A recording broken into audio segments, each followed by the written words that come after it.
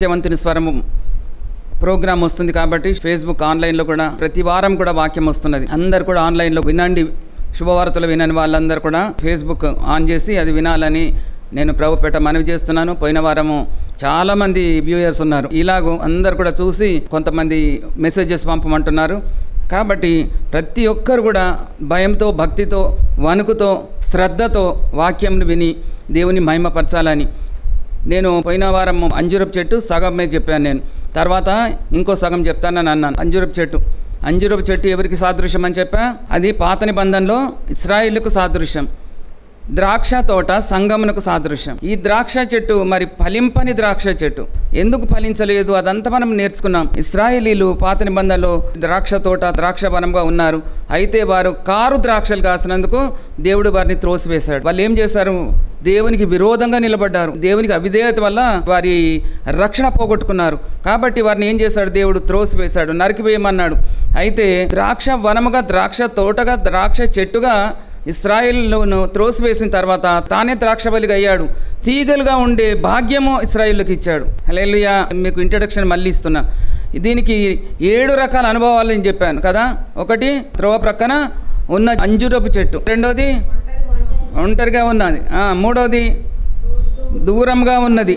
నాలుగవది, ఆకులు గల అంజూరపు చెట్టు. ఐదవది, ఫలములు లేని అంజూరపు చెట్టు. ఆరవది, శపించబడిన అంజూరపు చెట్టు. తర్వాత 7వది, ఆకులు లేక వేర్లతో సహా ఎండిపోయిన అంజూరపు చెట్టు అని మనం నేర్చుకున్నాం.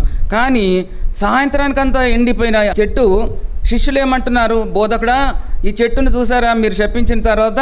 ఇది వేళ్ళు మొదలుకొని ఎండిపోయిందని చెప్తున్నాడు. వేళ్ళు మొదలుకొని అంటే మనకు ఆకులు అసలు ఎండిపోవాలి, కానీ ఇక్కడ వేర్లతోనే ఎండిపోయింది. అంటే ఏంటనంటే సమూల నాశనం అన్నట్టు. అప్పుడు ప్రభు అంటున్నాడు కదా, మీరు విశ్వాసంతో ఏది ప్రార్థించినా కళ్ళు మూసుకొని ప్రార్థిస్తే కొండ పోయి సముద్రంలో పడమంటే పడుతుంది అని యేసు ప్రభు ఉపమానం చెప్పాడు.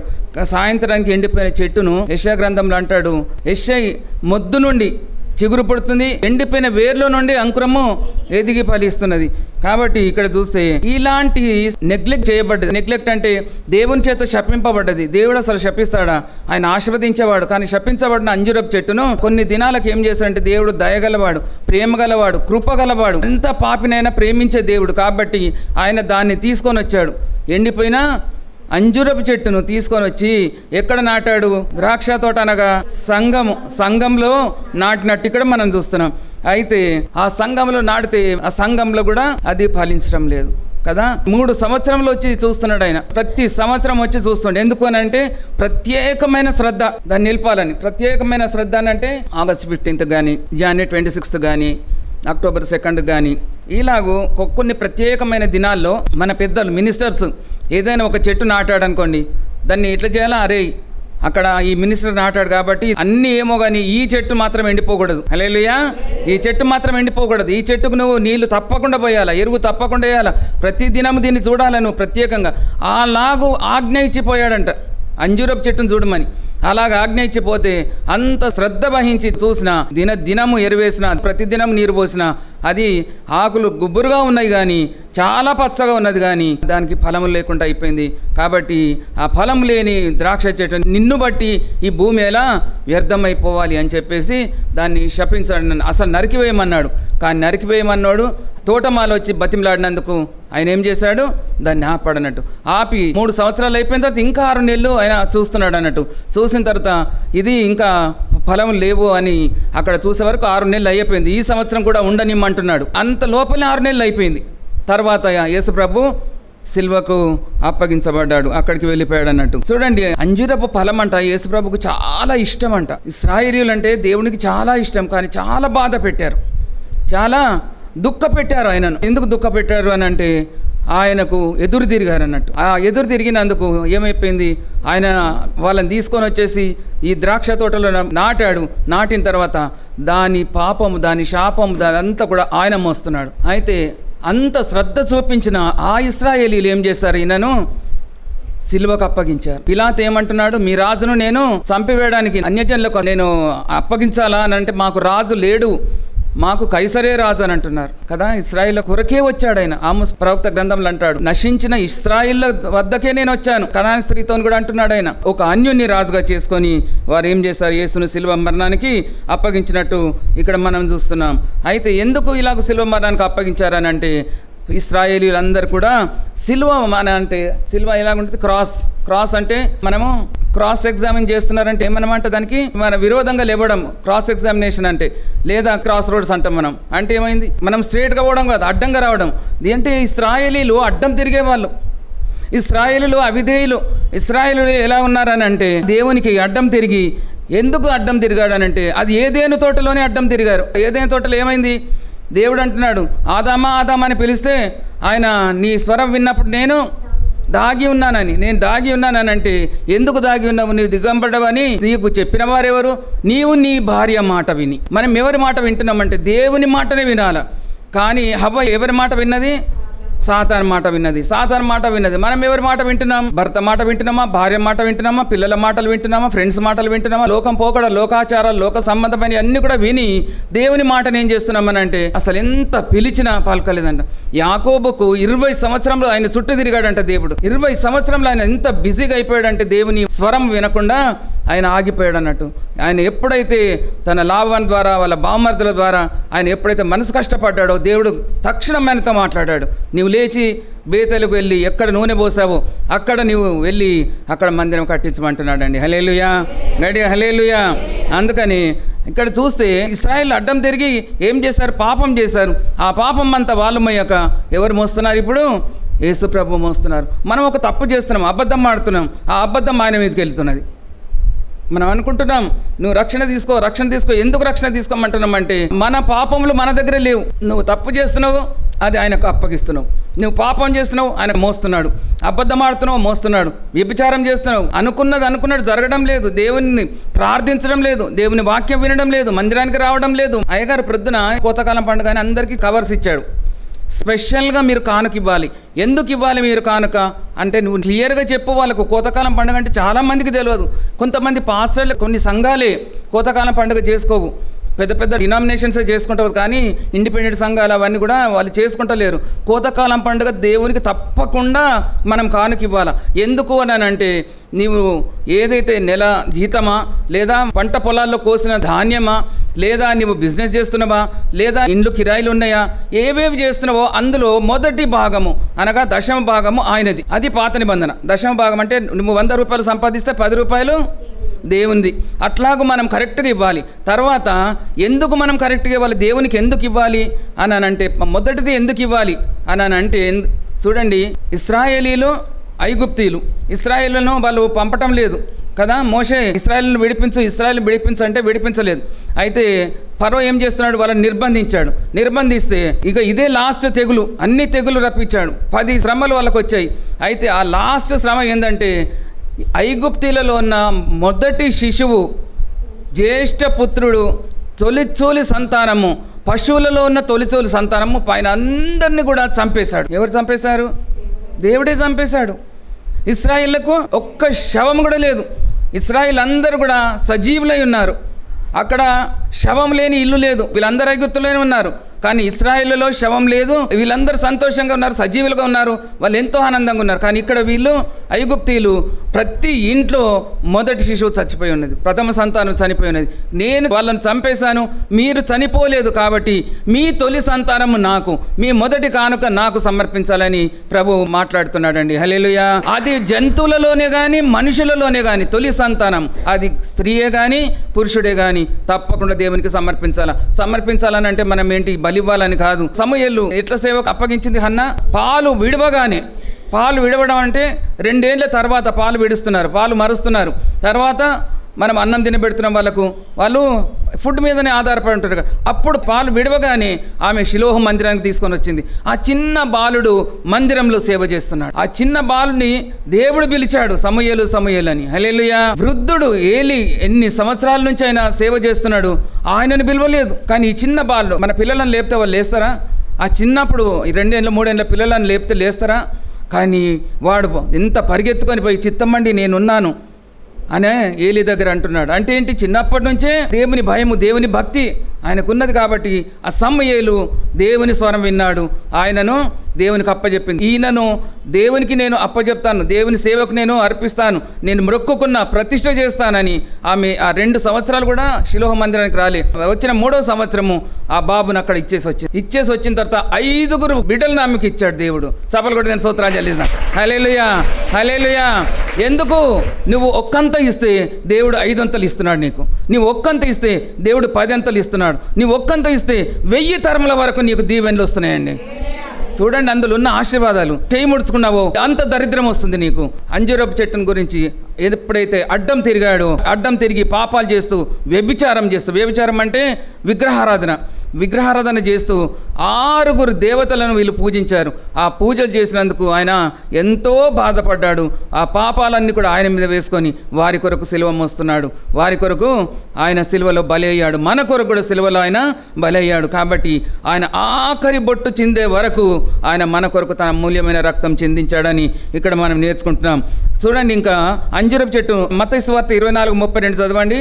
అంజూరపు కొమ్మ లేతదై చిగురించినప్పుడు వసంతకాలము ఇంకా సమీపంగా ఉన్నది. చూడండి, ఇక్కడ యేసుప్రభు చెప్తున్నాడు, అంజూరపు చెట్టు చిగురిస్తే వసంతకాలం వచ్చింది అని అంటే అంజూరపు చెట్టు చిగురించాలి. ఇంతకుముందు అంజూరపు చెట్టు ఎక్కడ కనబడకపోతుండే, అది ఒట్టి జెరూసలేంలోనే కనబడుతుండే. అక్కడ నుంచి వాళ్ళు వెళ్ళిన వాళ్ళందరూ మొక్క తీసుకొని వచ్చేసి ఇప్పుడు క్రిస్టియన్స్ ఇళ్లలో ఎక్కడంటే అక్కడనే ఉన్నాయి అంజూరపు చెట్లు. అది ఎప్పుడు చిగురుస్తుంది, ఎప్పుడు కాయ కాస్తుంది, ఎప్పుడు పండవుతుంది, అవన్నీ కూడా వాళ్ళకు తెలుస్తున్నాయి. కానీ ఇక్కడ అంజూరపు చెట్టు చిగురుస్తుంది అని అంటే ఇశ్రాయేలీలకు రక్షణ. హల్లెలూయా. ఇప్పుడు అందరికీ రక్షణ వచ్చినా కానీ, అన్యులందరూ మారుతున్నా కానీ ఇశ్రాయేలుకు రక్షణ లేదు. వాళ్ళు మారకుండానే ఉన్నారు. ఎందుకంటే యేసయ్యను నమ్ముకోలేదు. యేసయ్య ఆయన దేవుని కుమారుడు అని అంటున్నారు కానీ దేవుడు అని అనటం లేదు. ఈ అంజూరపు చెట్టు చిగురించినప్పుడు దాని భావగర్భితమైన అర్థము ఏంటంటే ఇశ్రాయేలుకు రక్షణ కాలం అన్నట్టు అది. హల్లెలూయా. కాబట్టి ఇంకొకటి ఏంటంటే రాజుల యుద్ధకాలం. అంజూరపు చెట్టు చిగురించినప్పుడు వసంతకాలం అది. ఆ వసంతకాలం ఏంటి అని అంటే రాజులది యుద్ధకాలం. 2 సమూయేలు 11:1 అంటాడు, వసంతకాలంన రాజులు యుద్ధం చేసే సమయంన దావీదు మేడ మీద నిలిచాడు. ఆయన ఇంట్లో ఉండిపోయాడు. అసలు యుద్ధాలు చేయాలనంటే ఆయన ఇంట్లో ఉండి ఆయన నిద్రపోతున్నాడు. సాయంత్రం వేళ మేడ మీద తిరుగుతూ పాపం చేశాడు. కాబట్టి ఆ పాపంతో ఎంత శ్రమ పడ్డాడు, ఎంత కష్టపడ్డాడు, ఎన్ని తెగుళ్ళు వచ్చాయి ఆయనకు. హల్లెలూయా. కాబట్టి వసంతకాలం అనంటే క్రీస్తు రాకడ సమీపానికి గుర్తు, ఇంకొకటి రాజుల యుద్ధ కాలానికి గుర్తు అన్నట్టు. అంటే క్రీస్తు రాకడ కాలంలోనే ఇశ్రాయేలీలు వారికి రక్షణ. 3 సంగతులు.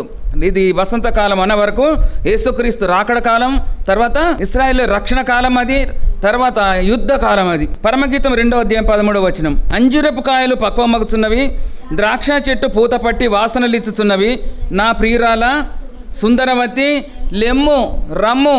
యేసుప్రభు అంజూరపు చెట్టు దగ్గరికి వచ్చినప్పుడు అది అంజూరపు కాయలు ఉన్నాయని, ఎందుకంటే చాలా గుబ్బురుగా ఆకలి ఉన్నవి కాబట్టి కాయలు ఉన్నవి, పళ్ళు ఉన్నవి. ఆయన ఆకలిగా ఉన్నాడు. ఆయన ఎంత ఆకలిగా ఉన్నాడంటే దాని పళ్ళు తిందామని. ఆయన ఎంత ఆకలిగా ఉన్నాడు, నీ దగ్గరికి నా దగ్గరికి వచ్చి చూస్తున్నాడు. మనము ఫలించు వృక్షాల వల్ల ఉన్నామా, ఫలించు అంజూరపు వల్ల ఉన్నామా అని చూస్తున్నాడు. కానీ మన దగ్గర ఫలాలు లేవు అని అంటే ఏ ఫలము, ఆత్మ ఫలాలు లేవు మన దగ్గర. హల్లెలూయా. ఆ చెట్టుకు కూడా ఫలాలు లేవు. కానీ ఇక్కడ మనుషులకు, ఇశ్రాయేలుకు అయితే అసలు మారు మనసే లేదు, వారు దేవుని నమ్ముకోలేదు. కానీ మనం నమ్ముకున్న వాళ్ళం ఏం చేస్తామనంటే పేరుకు మాత్రం క్రైస్తవమై ఉన్నాము, కానీ అసలు ఫలములు ఇవ్వటం లేదు. ఏ ఫలం ఇవ్వటం లేదనంటే ప్రేమ, సంతోషం, ఆత్మ ఫలములు లేవు మన దగ్గర. ఆత్మ ఫలాలు లేవు కాబట్టి ప్రభు మనతో మాట్లాడుతున్నాడు, నీకు రక్షణ ఇచ్చి ఏం లాభం, రక్తం ఇచ్చి నేను నిన్ను కొన్నాను, ఏం లాభం, నీవు నా కొరకు ఏం చేస్తున్నావు అని ప్రభు మనల్ని అడిగితే మనం ఏం జవాబు చెప్తున్నాం? ఆయన వచ్చే కాలం సమీపమైంది. అందరూ భయంతో ఉండండి, భక్తితో ఉండండి. ఎప్పుడు దేవుడు వస్తాడు? ప్రతిసారి మనం దేనికి ప్రార్థన చేస్తున్నాం? అప్పుల బాధ కొరకు, రోగాలు, దీని కొరకు, యాక్సిడెంట్ల కొరకు, మన కుటుంబం ఏమైపోతుందని, దీని కొరకే, పిల్లలకు చదువులు సరిగా చదువుతలేరని, ఉద్యోగాలు సరిగా వస్తలేవని దీనికి ప్రార్థన చేస్తున్నాం. కానీ నీ ఆత్మ రక్షణ ఎంతవరకు ఫలిస్తుంది? నీవు నీ సంగతి ఏంటో చూడు. నీవు దేవునిలో ఉన్నవా లేదా? ఒక పాట ఉంది చూడండి, సృష్టికర్తవైన యెహోవా అని ఆ పాట ఉన్నది. అందులో ఎంత చక్కగా నాలో నిన్ను చూచావు, నీలో నన్ను దాచావు. ఎంత ఆనందం అనిపిస్తుంది అంటే అంత ఆనందం అనిపిస్తుంది ఆ పాట వింటూ ఉంటే. అంత గూఢార్థంగా ఉన్నది అది. ఆయనలో నన్ను దాచుకున్నాడు, ఇంకెందుకు నేను భయపడతా? కాబట్టి అంజూరపు కాయలు పక్వమగుతున్నవి అంటే ఏంటి? ఇశ్రాయేలుకు రక్షణ వస్తున్నది. హల్లెలూయా. ద్రాక్ష చెట్లు పూత పట్టి వాసనలు ఇచ్చుతున్నవి. నరికేసి మన ద్రాక్ష చెట్టు తీసివేయమన్న ద్రాక్ష చెట్టు ఇక్కడ ఏమైతుంది, అది పూత పట్టి సువాసనలు ఇచ్చుచున్నవి. చూడండి, నా ప్రియురాల సుందరవతి లెమ్ము 2:12 పరమగీతం. పిట్టలు కోలాహలం చేయి కాలం వచ్చెను, పావుర స్వరము మన దేశంలో వినబడుతుంది. ఎవరు చదువుకుంటే వాళ్ళ దేశం అండి ఇది. ఇంగ్లాండ్ వాళ్ళు చదువుకుంటే వాళ్ళ దేశము, అమెరికన్స్ చదువుకుంటే వాళ్ళ దేశము, మనం చదువుకుంటే మన దేశం. పిట్టలు కోలాహలం చేస్తున్నది, ఇంకా పావుర స్వరము వినబడుతున్నది. పావుర స్వరం అంటే పరిశుద్ధాత్ముడు. భూమి మీద ఎవరున్నారనంటే వధువు ఉన్నది, వరుడు మధ్యాకాశానికి వచ్చేస్తున్నాడు, వధువు సిద్ధపడుతున్నది, ఆ సిద్ధపరుస్తున్నాడు పరిశుద్ధాత్ముడు. కాబట్టి పిట్టలు కోలాహలం చేస్తున్నాయి. ఎందుకు అనంటే పరిశుద్ధాత్ముడు మన సంఘాన్ని అంటే వధువును సిద్ధం చేస్తున్నాడు కాబట్టి పిట్టలు కోలాహలం చేస్తున్నాయి. పిట్టలు అంటే 2 రకాలు, ఒకటి తెల్ల పిట్టలు, ఒకటి నల్ల పిట్టలు. ఇప్పుడు ఇండియన్స్ వెళ్ళి అమెరికాలో వాక్యం చెప్తున్నారు, అమెరికన్స్ వచ్చేసి ఇండియాలో వాక్యం చెప్తారు. ఎట్లా ఉన్నదంటే సందడి సందడి సందడి సందడి కోలాహలంగా ఉన్నది. చప్పలు కొడదాం హల్లెలూయా. ఇశ్రాయేలీలో అలా ఉన్నారు కాబట్టి ఏమైపోయిందనంటే వారు నరికివేయబడ్డారు, కొట్టివేయబడ్డారు. అయినా కానీ వారిని దయదలించి వారిని ఏం చేస్తున్నాడు దేవుడు, వారిని తీగలుగా ఉండడానికి వాళ్ళకు అనుమతించారు. అందుకని ద్రాక్షవల్లి నేను, తీగలు మీరు. ఎవడు నా యందు నిలిచి ఉండునో, ఎవని యందు నేను నిలిచి ఉండునో వాడు బహుగా ఫలించును. ఇంకా తండ్రి మహిమపరచబడతాడని రాసున్నది. నా యందు మీరును, మీ యందు నేనును. మనం బహుగా ఫలించడం వల్ల యేసే కాదు, యేసు ప్రభు యొక్క తండ్రి మహిమపరచబడతాడు, తండ్రి సంతోషపడుతున్నాడు. యేసు ప్రభువుని గురించి తండ్రి ఏమని చెప్తున్నాడు, ఈయన నా ప్రియ కుమారుడు, ఈయన యందు నేను ఆనందిస్తున్నాను. నీ గురించి చెప్తున్నాడు. మరి మనము ఆయన ప్రియ కుమారులము కుమార్తెలమని రక్షణ తీసుకోగానే ఒడ్డుకు రాగానే ఆయన గురించి చెప్పేశాడు దేవుడు, యేసయ్యను గురించి. మన గురించి చెప్పాలి. అబ్బా ఎంత నమ్మకంగా ఉన్నది నా బిడ్డ, ఎంత నమ్మకంగా ఉన్నది, ఎంత నమ్మకంగా ఉన్నాడు, నా సువార్త అంటే అట్లా పడిచొస్తున్నాడు. కాబట్టి ఇక్కడ చూడండి, పావుర స్వరం వినబడుతుందంటే వధువును సిద్ధపరుస్తున్నాడు పరిశుద్ధాత్ముడు. కాబట్టి ఈ అంత సందడే సందడి. అంజూరపు కాయలు పక్వమగుచున్నవి అంటే ద్రాక్ష చెట్లు పూత పూస్తున్నవి అంటే ఇశ్రాయేలు రక్షణ తీసుకుంటున్నారు. ఎందుకు రక్షణ తీసుకుంటున్నారు అని అంటే సంఘం ఎత్తబడ్డది. సంఘం ఎత్తబడ్డ తర్వాత పరిశుద్ధులందరూ కూడా పైకి వెళ్ళిపోయారు. పరదైసులో ఉన్న పరిశుద్ధుల్ని దేవుడు కిందికి తీసుకొస్తున్నాడు, వారి వారి సమాధుల్లోకి తీసుకొని వస్తున్నాడు. సమాధుల్లోకి తీసుకొని వచ్చి అందరికీ పునరుత్థాన శక్తి ఇస్తున్నాడు. హల్లెలూయా. పునరుత్థాన శక్తి ఇచ్చిన తర్వాత అందరిని లేపుతున్నాడు ఆయన. చూసారా, ఎవరైతే పరిశుద్ధులో, ఎవరైతే యేసుప్రభులు ఉన్నారో వారికి ఏం చేస్తున్నాడు, పునరుత్థాన శక్తి ఇచ్చి అందరూ లేపితే వారికి మహిమ మేఘం వచ్చేస్తుంది. ఆ మహిమ మేఘం మీద వాళ్ళు ఎక్కి వెళ్ళిపోతున్నారు. ఎక్కడికి అంటే మధ్యాకాశానికి. మధ్యాకాశంలో వరుడున్నాడు, అక్కడికి వెళ్ళిపోతున్నాడు. కడబూర శబ్దము తెస్సలోనికైలో ఉన్నది కదా, కడబూర శబ్దం మ్రోగగానే అది మహత్తర కార్యము అన్నట్టు. ఏది బూర శబ్దం వినగానే అక్కడ ఏమైపోతున్నారు, రెప్పపాటున సజీవులైన వారు మార్పు చెందుతారు. సజీవులై ఎవరైతే దేవుల్లో ఉన్నారో వారు మార్పు చెందుతారు. సజీవులైన వారు ఎవరైతే సమాధుల్లో ఉన్నారో వాళ్లకు పునరుత్థాన శక్తి దేవుడు అనుగ్రహిస్తున్నాడు. ఎవరైతే అంతకుముందు చనిపోయి పరదైసులో భక్తులు ఉన్నారో, పాత నిబంధన భక్తులు, వారందరూ కూడా క్రిందికి దించబడి వారి సమాధిలోకి వచ్చేసి వారికి పునరుత్థాన శక్తి ఇస్తున్నాడు. హల్లెలూయా. వారికి పునరుత్థాన శక్తి ఇచ్చి వారిని లేపుతున్నాడు అన్నట్టు. ఎవరెవరైతే బ్రతికి ఉన్నవారు ఈ రెప్పపాటున మార్పు చెంది మహిమ మేఘం మీద ఎత్తబడుతున్నారు వారు ఎలాగున్నారంటే క్షేత అక్షేతను ధరిస్తుంది. 1 కొరింథీ 15వ అధ్యాయంలో రెప్పపాటున మార్పు చెంది మేఘాల మీద ఎక్కి వెళ్ళే వారికి హానోకు సాదృశ్యంగా ఉన్నాడు. హల్లెలూయా. హానోకు ఎలాగో దేవునితో నడుస్తూ నడుస్తూ ఆయన వెళ్ళిపోయాడు. కాబట్టి ఎవరైతే సజీవులుగా ఉండి రెప్పపాటున మార్పు చెంది మహిమ శరీరంతో ఉన్నారో వాళ్ళు ఏమవుతున్నారు, మహిమ మేఘం మీద ఎక్కి వెళుతున్నారు.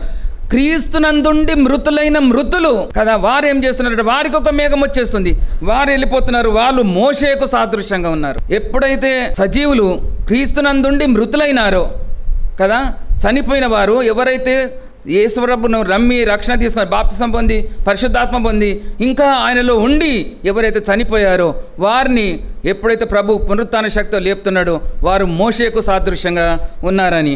మళ్ళీ మేఘాల మీద ఎత్తబడేవారు ఎవరెవరు అనంటే ఇక్కడ సజీవులుగా మనం ఉన్నాం కాబట్టి రెప్పపాటున మనం మారిపోయి మేఘం మీద మనం వెళ్ళిపోయిన వారికి ఏలియా సాదృశ్యంగా ఉన్నాడు, హానోకు సాదృశ్యంగా ఉన్నాడు, మోషే సాదృశ్యంగా ఉన్నాడు.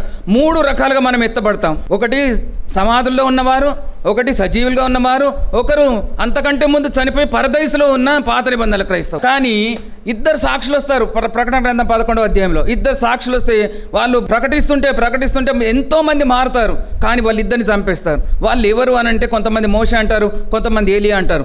మోషే కాదు, ఏలియా కాదు, హానోకు కాదు. ఎవరు అని అంటే జకర్యా గ్రంథం 4వ అధ్యాయం 14వ వచనంలో ఉన్నది. ఆ 2 సాక్షులు ఆ 2 ఒలివ చెట్లకు తైలము పోయి వారు పరలోకంలో వారు వస్తారన్నట్టు సాక్షులుగా. చాలా జాగ్రత్తగా వినాలి. వాళ్ళు వచ్చి తెగుళ్ళు వచ్చే మహాశ్రమల కాలంలో వారు దేవుని గురించి ప్రకటిస్తారు. ప్రకటించినప్పుడు వాళ్ళనిద్దరిని కూడా చంపేస్తారు. 3 దినములు వాళ్ళ శవాలు అలాగే ఉంటాయి, రోడ్డు ప్రక్కన పడి ఉంటాయి. దినం అంటే, వారం అంటే, సంవత్సరం అంటే దేవునికి అది ఒక దినం 1 సంవత్సరం కావచ్చు, ఒక దినము 1000 సంవత్సరాలు కావచ్చు. అది దేవుని లెక్క. 3 దినములు అక్కడ ఉన్న తర్వాత మళ్ళీ వారికి పునరుత్థాన శక్తిని ఇచ్చి దేవుడు వారిని లేపుతాడు. అప్పుడు ఎంతోమంది మారుతారు అన్నట్టు. హల్లెలూయా. ఆ మారిన వాళ్ళకు మహాశ్రమలు. వాళ్ళని ఏం చేస్తారంటే దేవుడు చూడండి, ఇక్కడ ఎప్పుడైతే మహిమ శరీరం ఇస్తాడో, ఇంకా భూమి మీద ఆగమంటాం మనకు మహిమ శరీరం వస్తే ఏమన్నా వస్తువు పైకేస్తే కిందికి పడుతుందా లేదా? ఎందుకు పడుతుంది? భూమికి ఆకర్షణ శక్తి ఉంది. కానీ మనకు ఈ శరీరం పోయి మహిమ శరీరం వచ్చిందంటే భూమి ఆకర్షణ శక్తి ఏం పనికిరాదు. మనల్ని మహిమ మేఘం ఆకర్షించుకుంటుంది. మనం ఎంత తొందరగా పరిగెత్తుతుంటామంట, మేఘం ఎక్కడుంది మనమే దాన్ని ఆకర్షించుకుంటామంట. హల్లెలూయా. కాబట్టి దేవునిలో ఉంటే చాలా సంతోషం, చాలా ఆనందం. అయితే మేఘాలు ఆకర్షించుకొని అప్పుడు ప్రభు నామం బట్టి ఎవరు ప్రార్థిస్తారో వారే దేవునిలో రక్షణ పొందుతారండి. చప్పలు కొట్టి స్తోత్రం చెల్లిస్తాం. హల్లెలూయా, హల్లెలూయా, హల్లెలూయా. అందుకనే ప్రార్థన చేయవారు అందరూ రక్షింపబడతారంట ఆ మహాశ్రమల్లో. మనమేమి ఇప్పుడు అనుకుంటున్నాం, ఇప్పుడు ప్రార్థన చేస్తాం, మనం ఎత్తపడతాం, ఇప్పుడు ప్రార్థన చేస్తే ఇదని కాదు. ఆ శ్రమల్లో ఎవరైతే రక్షణ పొందుతారో వారిని మహిమ మేఘం ఆకర్షించుకుంటుంది. అది వరుణ్ దగ్గరికి తీసుకొని వెళుతుంది. 7 ఏళ్ల శ్రమల కాలంలో అంజూరపు కాయలు పక్వమవుతున్నాయి. ఇశ్రాయేలుకు రక్షణ ఎప్పుడనంటే ఇది చూడండి, ఇంకా లాస్ట్ ప్రకటన గ్రంథం 12వ అధ్యాయం 1వ వచనం. సూర్యుని ధరించుకున్న స్త్రీ ఎవరంటే ఇశ్రాయేలు యూదులు దేవుణ్ణి అంగీకరిస్తారు, యేసు ప్రభువుని అంగీకరిస్తారు. అది సూర్యుని ధరించుకోవడం అంటే యేసులోనికి బాప్తిసం పొందడం, యేసుక్రీస్తును తన సొంత రక్షకుడిగా వాళ్ళు అంగీకరించడము. తర్వాత చంద్రుని మీద నిలబడ్డదంటే చంద్రుని మీద ఆనుకొని ఉన్నది. 12 నక్షత్రములనంటే ఈ అపోస్తల ఉపదేశములు అవన్నీ కూడా వాళ్ళు పొందుకొని ఉన్నారు. కాబట్టి కాలము అర్ధకాలం అంటున్నారు. ఆ కాలము అర్ధకాలం అని అంటే 7 సంవత్సరాలకు 3.5 సంవత్సరాలు, 3.5 సంవత్సరాలు. 7 ఏళ్ల శ్రమల కాలం. అక్కడ మధ్యాకాశంలో విందు, ఇక్కడ శ్రమలు. ఈ 7 సంవత్సరాలు 3.5 సంవత్సరాలు, 3.5 సంవత్సరాలు ఉంటుంది. 3.5 సంవత్సరాలు ఏంటనంటే సాతానుగాడు వీళ్ళతో ఒప్పందం చేసుకుంటాడు. మీరు మీ దేవుణ్ణి యేసుప్రభునే అంగీకరించండి, యేసుప్రభునే కొలవండి, ఏం డిస్టర్బ్ చేయనని వాళ్ళతో ఒప్పందం చేసుకుంటాడు. 3.5 సంవత్సరాలు అయిపోగానే ఏం చేస్తాడు, ఏ దేవుడు లేడు, నేనే దేవుణ్ణి అంటాడు. వాడు ఎప్పుడైతే నేనే దేవుణ్ణి అని అంటాడో అప్పుడు ఏమైపోయిందనంటే వీళ్ళు మనం మోసపోయాము. మనం ఇన్ని దినాలు మెస్సియా వచ్చాడు మన దగ్గరికి, రక్షణ తీసుకోమన్నాడు, మనం రక్షణ తీసుకోకుండా మనం వీనితోని చేయగలిపి మనం మోసపోయామని వాళ్ళు ఎట్లా అంటే పారిపోతారు. కొండలకు పారిపోతే దేవుడు ఏం చేస్తాడంటే ఇశ్రాయేలీలను పెట్రా సిటీలోకి దాచిపెడతాడంట. అక్కడ అన్ని సౌకర్యాలతోని ఎవ్వరు కూడా పట్టుకోలేరు, చంపలేరని. అలాంటి దాంట్లో దాచిపెడతాడంట దేవుడు. 666 ముద్ర వాళ్ళ మీద పడకుండా. హల్లెలూయా. ఎంత సంతోషం చూడండి, దేవుడు ఎంత కేర్ తీసుకుంటున్నాడో ఆ ఇశ్రాయేలీలను. మనం ఎందుకు ఇశ్రాయేల్లం అయిపోలేదని చెప్పేసి నాకైతే అనిపించింది. నేనెందుకు దేవునికి ఇంత శ్రద్ధ నా ఇశ్రాయేళ్ల మీద అని. వాళ్ళని తీసుకొని వెళ్ళి 666 ముద్ర వాళ్ళ మీద పడకుండా వాళ్ళను దాచిపెట్టి, ఎందుకు అనంటే వాళ్ళు యేసుప్రభును గర్భం ధరించారు, అంటే యేసుప్రభుని అంగీకరించారు. వాళ్ళు ప్రసవ వేదన పడుతున్నారు ఎందుకు? ప్రభువును కనడానికి. ఎప్పుడైతే వాళ్ళు రక్షణ బాప్తిసం పొందుకొని పరిశుద్ధాత్మను పొందుకున్నారో వాళ్ళు ఏం చేస్తున్నారు? చక్కగా దేవుని అంగీకరించి అప్పుడు ప్రార్థన చేస్తున్నారు అన్నట్టు. పరలోకమందున్న మా తండ్రి నీ నామం పరిశుద్ధపరచబడును గాక, నీ రాజ్యం వచ్చును గాక అని అంటున్నాడు. నీ చిత్తం అక్కడ ఎట్లా నెరవేరు, ఇక్కడ నెరవేరాలి. ఎందుకంటే ఇంత భయంకరమైనది. ఇది చెప్పుకున్నాడు ఎప్పుడు కాదు మనకు, అది ఎప్పుడంటే ఆ శ్రమలలో పరలోకమందున్న మా తండ్రి అని అక్కడ ప్రార్థన చేసుకోవడం అన్నట్టు. హల్లెలూయా. తర్వాత వాళ్ళు ఏమంటున్నారు అనంటే ప్రభు పేరిట వచ్చేవాడు స్తుతింపబడును గాక. ప్రభు పేరిట ఎవరు వచ్చారు? యేసు ప్రభు వచ్చాడు. దేవుని పేరిట యేసు ప్రభు వచ్చాడు. నీవు వచ్చినప్పుడు మేము ఏం చేశాము? నిన్ను కేర్ చేయలేదు, లక్ష్య పెట్టలేదు, నిన్ను సిలువకు అప్పగించాము. నా పాపములు క్షమించు, మా పాపములు క్షమించని ఎంత బాధపడతారు, ఎంత ఏడుస్తారో. ఏడ్చి వాళ్ళు మారు మనసు పొందగానే వాళ్ళని దాచిపెట్టేసి వాళ్ళకి ఏం చేస్తాడనంటే ఈ శ్రమల కాలం పోయే వరకు అంతా కూడా దేవుని రెక్కల చాటున వాళ్ళని భద్రపరుచుకుంటాడు. పెట్రా సిటీ ఇశ్రాయేలీలు అంటే ఎదోము వంశస్థులు అక్కడ అందరు కూడా అది కట్టుకొని అన్ని ఫెసిలిటీస్తోని ఆ పట్టణం పెట్టుకున్నారంట. అక్కడ దాచిపెడతాడంట వీళ్ళను.